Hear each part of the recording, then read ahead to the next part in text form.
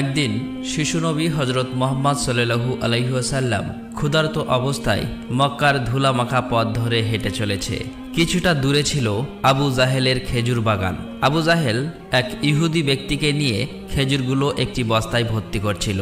শিশু নবী মুহাম্মদ সাল্লাল্লাহু আলাইহি ওয়াসাল্লাম তখন ক্ষুধার্ত ছিল, তাই ক্ষুধা নিবারণের জন্য দুটি খেজুরের আশায় আবু জাহেলের খেজুর বাগানের দিকে যেতে লাগলো। শিশু নবী মুহাম্মদ সাল্লাল্লাহু আলাইহি ওয়াসাল্লাম ধীরে ধীরে সেই খেজুর বাগানে হাজির হলেন এবং আবু জাহেলকে সালাম দিয়ে বিনয়ের সঙ্গে বললেন, চাচা যান, আমার খুব ক্ষুধা পেয়েছে, আমাকে দুটি খেজুর দিতে পারবেন? তখন আবু জাহেল তাচ্ছিল্য ভরা চোখে তাকিয়ে বলল, হে মুহাম্মদ, তোমাকে খেজুর দিতে পারি, কিন্তু একটি শর্ত আছে। ওই যে ব্যক্তিটি দাঁড়িয়ে আছে তার কাছে বস্তা আছে, ওইগুলো তুমি মাথায় করে নিয়ে আমার বাড়িতে দিয়ে আসো, তাহলে তুমি খেজুর পাবে। তখন শিশু নবী সাথে সাথে ওই ইহুদি ব্যক্তির কাছে চলে গেলেন।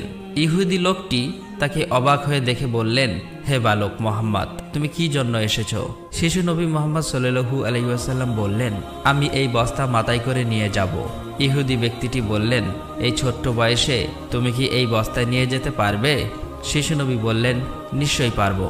অতঃপর শিশু মুহাম্মদ সাল্লাল্লাহু আলাইহি ওয়াসাল্লাম ধুলিমাখা শরীরে মাথায় বিশাল বস্তা নিয়ে হেঁটে চললেন। ছোট্ট ছোট্ট পা, ক্লান্ত দেহ, কিন্তু চেহারায় এক অপার্থিব শান্তি। এবং তার পিছু চলেছে আবু জাহেল এবং সেই ইহুদি ব্যক্তি। কিছুক্ষণ পর সেই বস্তা আবু জাহেলের বাড়ির সামনে এসে রাখলেন। তখন ইহুদি ব্যক্তি এই বস্তা নিয়ে বাড়ির ভিতরের কোণে রেখে দিলেন।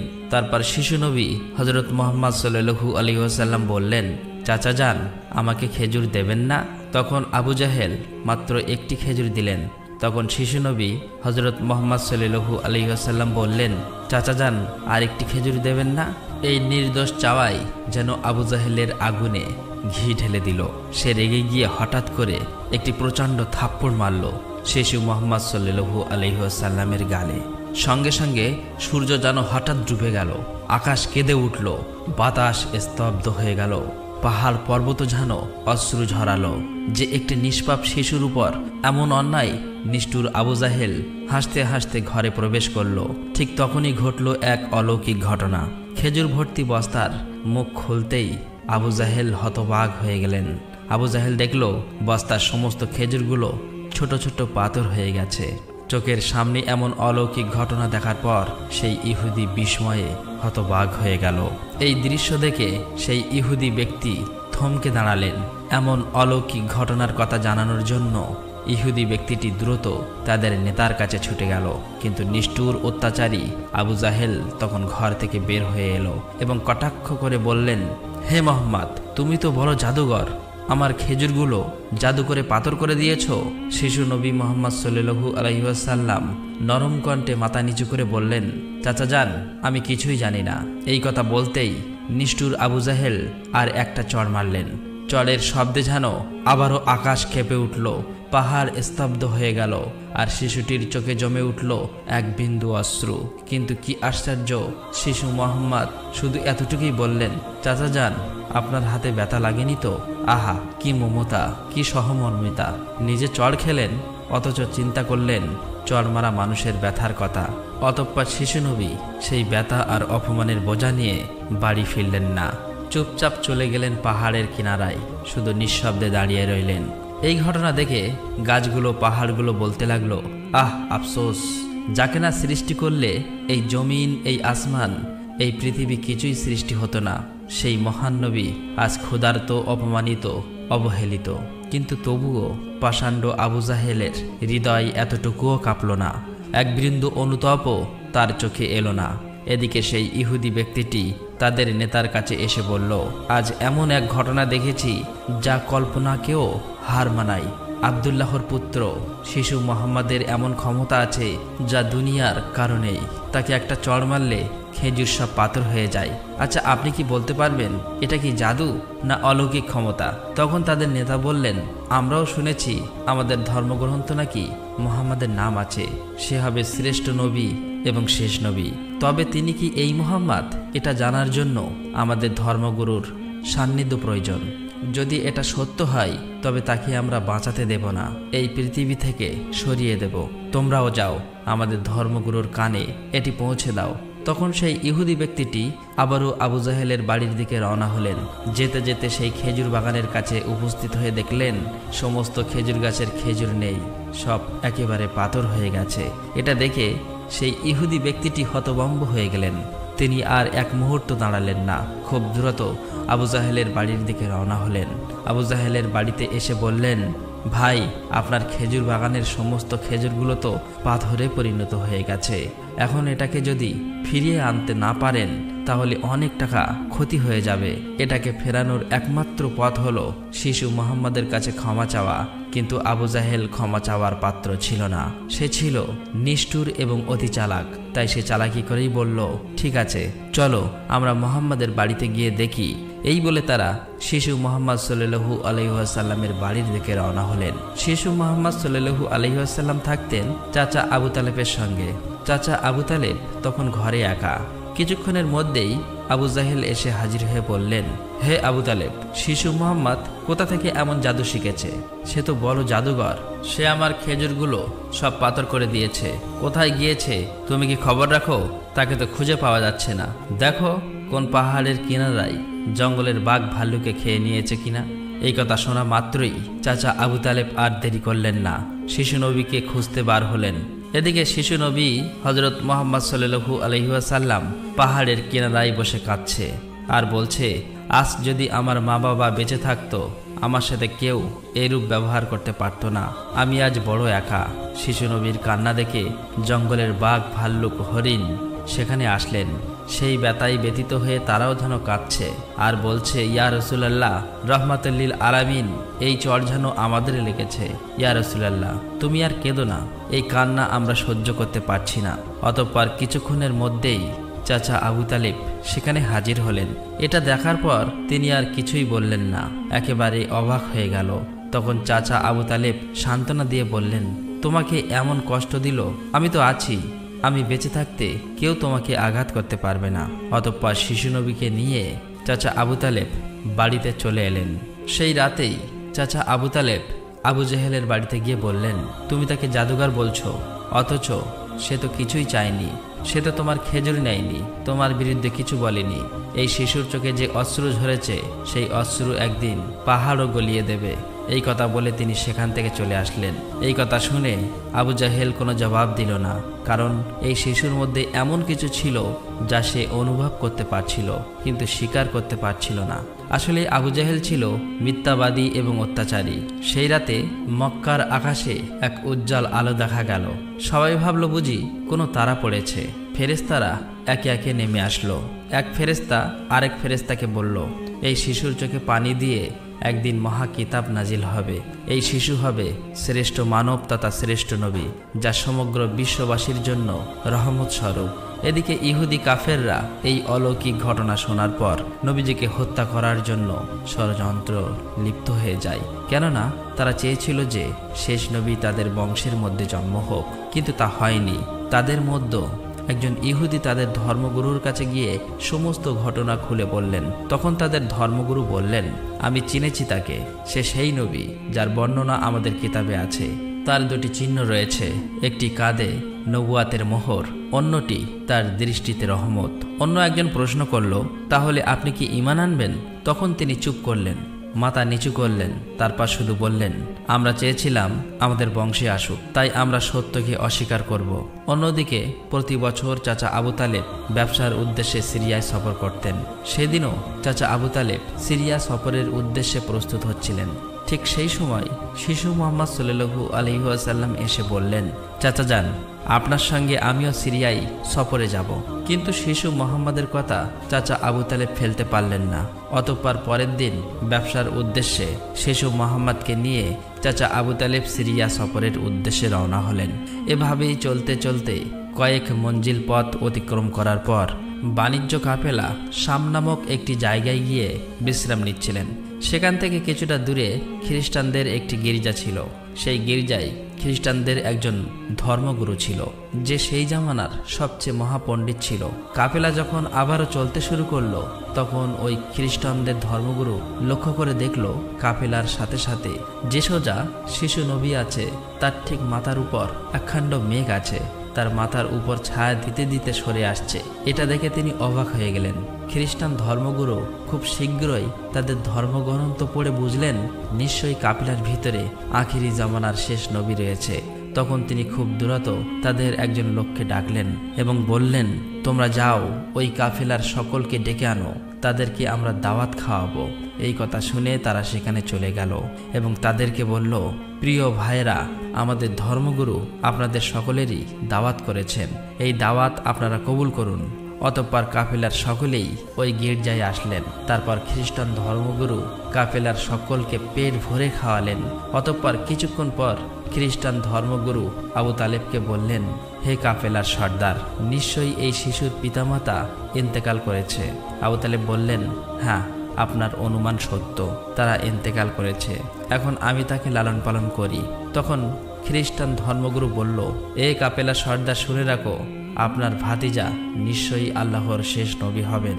তার পৃষ্ঠদেশে মোহরের নবুয়াত খচিত আছে।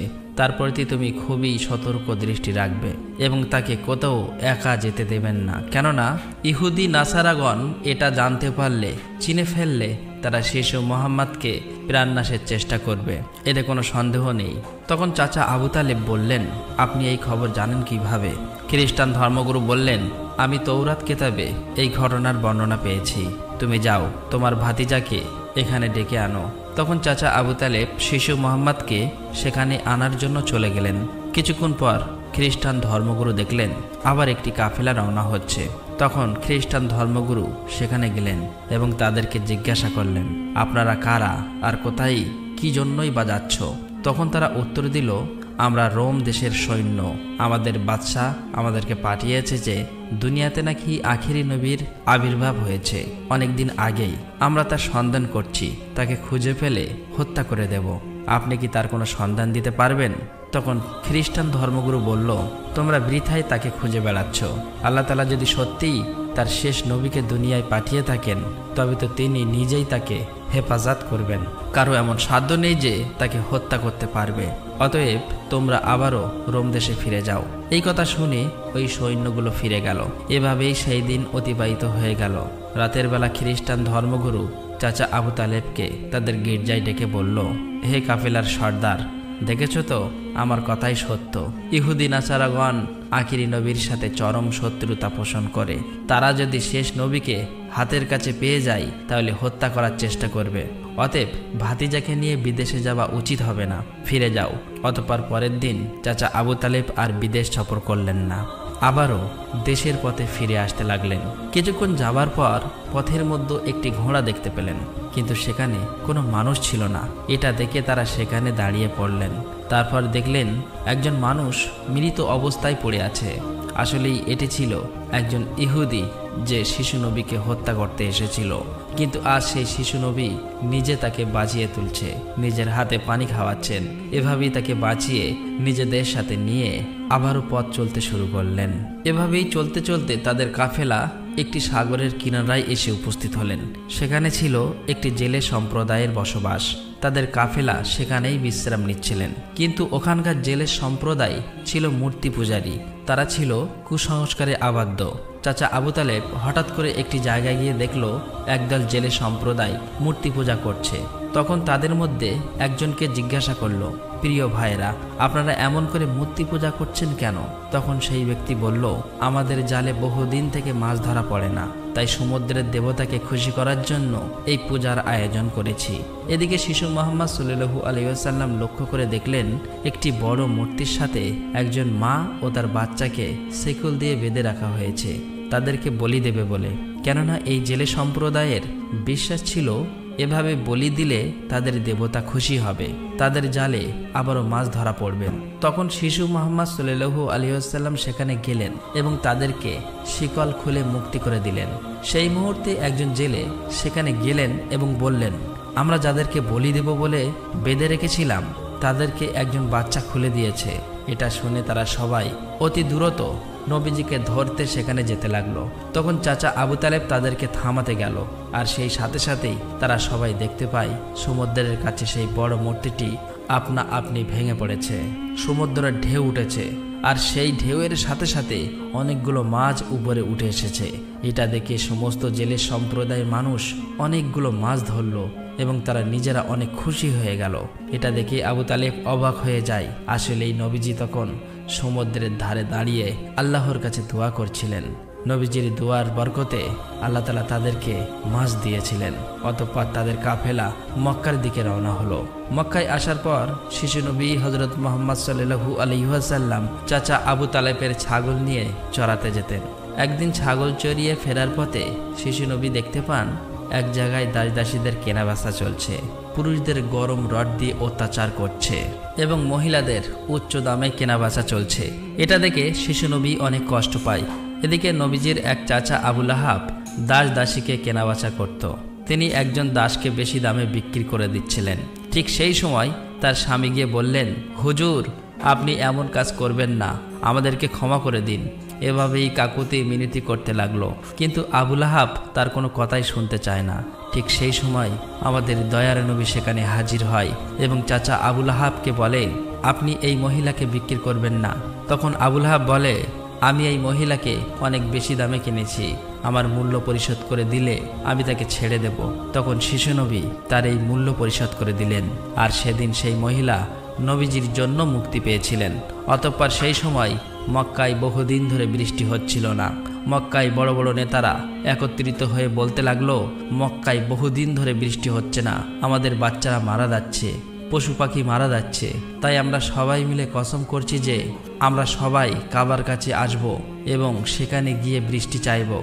যতক্ষণ না বৃষ্টি আসে ততক্ষণ আমরা সেখান থেকে আসব না। এই কথা বলার পর সবাই একে একে কাবার দিকে যেতে লাগলো।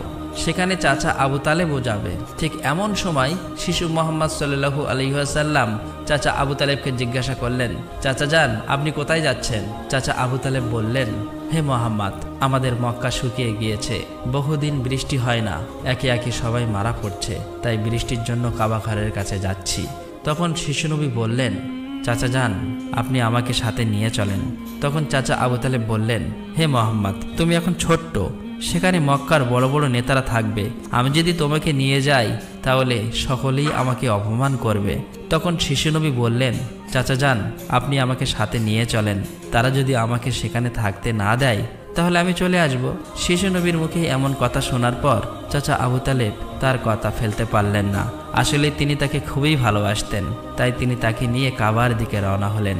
কিছুক্ষণ পর তারা কাবার কাছে গিয়ে হাজির হলেন।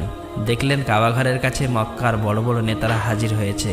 আশেপাশের পুরুষ মহিলা সবাই হাজির হয়েছে, কেননা তারা শপথ নিয়েছে বৃষ্টি না আসা পর্যন্ত কাবা ঘর আঁকড়ে ধরে রাখবে। মক্কার বড় বড় নেতারা বলতে লাগলো, হে আবু তালেব, তুমি কি জানো না আমরা এখানে শপথ করে এসেছি, তুমি এই শিশুটিকে কেন নিয়ে এসেছো? এখানে তো তার কোনো প্রয়োজন নেই। তখন আবু তালেব বললেন, হে মুহাম্মদ, তুমি পিছনের দিকে চলে যাও। এই কথা শুনে শিশু মুহাম্মদ পিছনের দিকে চলে গেলেন। অতঃপর মক্কার বড় বড় নেতারা একসাথে বলতে লাগলো, হে কাবা ঘরের স্রষ্টা, আমাদের পানির ব্যবস্থা করে দিন, আমরা আর পারছি না। এভাবেই বলতে বলতে সারা রাত কেটে গেল, কিন্তু একটুও বৃষ্টি হলো না।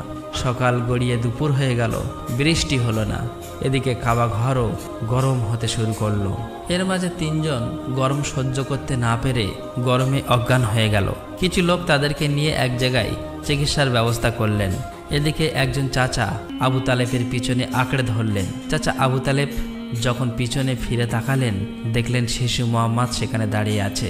অত্যন্ত রেগে গেলেন এবং বললেন, হে মুহাম্মদ, তুমি এখানে কেন এসেছো? তখন শিশু মুহাম্মদ বললেন, চাচা যান, আমাকে আসতে দিন, আমি আসলেই মহান আল্লাহ তাআলা পানি বর্ষণ করবেন। তখন চাচা আবু তালেব বললেন, এখানে এতগুলো মক্কার বড় বড় নেতা আছে, তারা সবাই পানি চাইছে, কিছু হচ্ছে না, আর তুমি এখন এই শিশু বয়সে কি করবে? তুমি চাইলে পানি হবে? এটা সম্ভব? অতএব তুমি পিছনের দিকে চলে যাও। এই কথা শুনে শিশু নবী আবার পিছনের দিকে চলে আসলেন। এদিকে পুনরায় তারা একসাথে বলতে লাগলো, হে কাবা ঘরের স্রষ্টা, আপনি আমাদের পানির ব্যবস্থা করে দিন। কিন্তু কোনো মতেই বৃষ্টি হলো না। তখন সবাই ক্লান্ত হয়ে এক জায়গায় বিশ্রাম নিচ্ছিলেন। চাচা আবু তালেব পিছনে লক্ষ্য করে দেখলেন আবারও শিশু নবী সেখানে হাজির। তিনি অত্যন্ত রেগে গিয়ে বললেন, হে মুহাম্মদ, তুমি আবার কেন এসেছো? শিশু মুহাম্মদ বললেন, চাচা যান, আমি তো আপনার ঘাম মুছতে এসেছি। এই কথা শুনে চাচা আবু তালেব নবীজির উপর প্রচণ্ড মায়া লাগলো এবং তাকে জড়িয়ে ধরলেন। তখন শিশু মোহাম্মদ আবারও বললেন, চাচা যান, আমাকে একটিবার কাবা ঘরের কাছে যেতে দিন। আমি গেলে আল্লাহ তাআলা পানি বর্ষণ করবেন। সেখানে থাকা মক্কার নেতাদের মধ্যে একজন এই কথাটি শুনতে পেল। শিশু মোহাম্মদ চিৎকার করে বলতে লাগলো, হে মক্কার মানুষেরা, চেয়ে দেখো, পানি চলে এসেছে। সেখানে থাকা সমস্ত লোকেরা অবাক হয়ে বলতে লাগলো, কোথায় পানি এসেছে?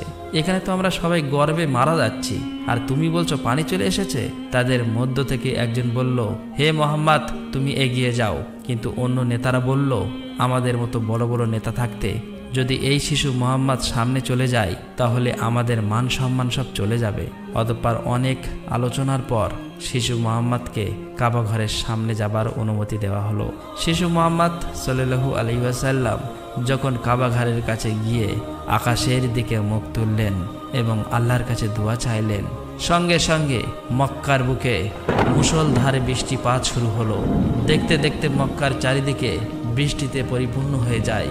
এটা দেখে মক্কার মানুষেরা খুবই খুশি হয়ে যায় এবং বৃষ্টিতে ভিজতে ভিজতে যে যার মতো তাদের বাড়ি চলে যায়। প্রিয় দর্শক, একবার ভেবে দেখুন, এই কাহিনীটি শুধু ইতিহাস নয়, এটা ভালোবাসা, কষ্টের আর তাকওয়ার এক জীবন্ত নির্দেশ। আমাদের দয়ার নবী, রহমতের নবী কতই না কষ্ট পেয়েছেন।